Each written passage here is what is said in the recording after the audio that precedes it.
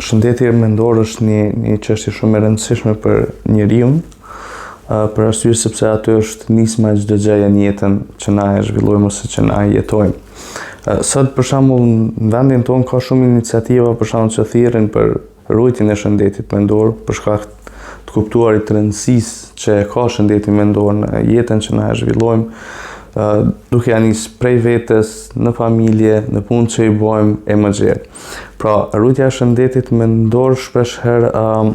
është diçka ndoshta edhe e paqartë për njerëzit, sepse flitet shëndeti mendor mirë, po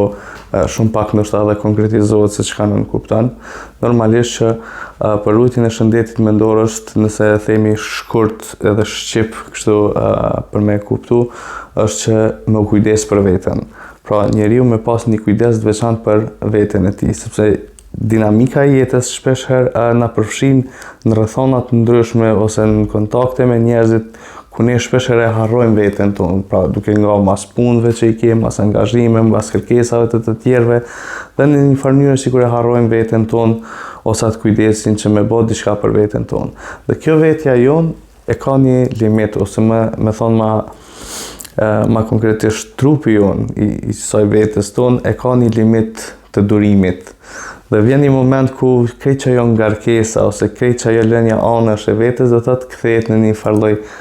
simptomi ose një farë lloj ankese të njeriu. Dhe çato ankesa shpesh herë mundën me u manifestu qoftë me stres, me ankth, me depresion, me djegje ose burnout që quhet në termin profesional, edhe ajo është një farë lloj sinjali për neve se diçka është boball dhe duhet të ndalim ose duhet të ndërmarrim diçka me veten tonë.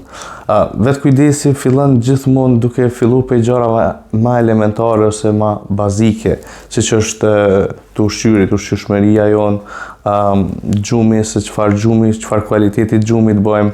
aktivitetet me cilat i bëjmë ose nuk i bëjmë, pastaj dëshirat tona, nevojat tona, se sa jemi në harmoni me to dhe sa jemi duke i plotësuar ato dëshira ose nevojat tona, sidomos nevojat. Dhe kthimi drejt kësaj vete, pra duke i kushtuar rëndësi këtyre aspekteve që i përmenda, në një farë mënyrë i kontribon kësaj vetë kujdesit ose kujdesit për veten ose ruajtjes së shëndetit mendor. Pastaj, për shembull, kur kalojmë tek aspekti i kontakteve, ruajtja e shëndetit mendor në raport me kontaktet është për shembull kur na mbajmë raporte, mbajmë marrëdhënie me njerëzit deri në ato limitet ose deri te ata kufit ku nuk na cënohet integriteti jonë personal. Në rastet kur ne për shembull në raporte me njerëzit vazhdimisht themi po ose vazhdimisht i përgjigjemi kërkesave të tyre, edhe pa vullnetin dhe dëshirën tonë, atëherë në një farë mënyrë kjo ka më bënë një farë lloj barre ose një farë lloj ngarkese për neve. Dhe të mësohemi që t'i themi jo ose t'i mbrojmë çta kufit personal në raport me të tjerët, kjo në një farë mënyrë automatike i kontribon në ruajtjes së shëndetit mendor. Po ashtu edhe në aspektin e punës dhe angazhimeve që na i kemi, për shembull, ti kemi disa limite ose disa kufi për shembull në aspektin e punës. Zakonisht në situatat e përditshme jetësore gjejmë veten duke punuar shumë, ndoshta edhe pa orare, edhe jashtë orare, duke marrë detyra shtesë ose detyra edhe të kolegëve ose dikujt tjetër, do thotë për t'i kryer ato. Mirë po, që në fund të kësaj shpesh kjo rezulton me një farë lloj ngarkese ose një farë lloj stresi ose presioni që kemi mendi brenda vetes. Dhe kufit në këtë rast, për shembull, të kuptosh aftësitë edhe kapacitetet tua dhe mundësitë tua në raport me punën, është çështje shumë e rëndësishme në ruajtjen e këtij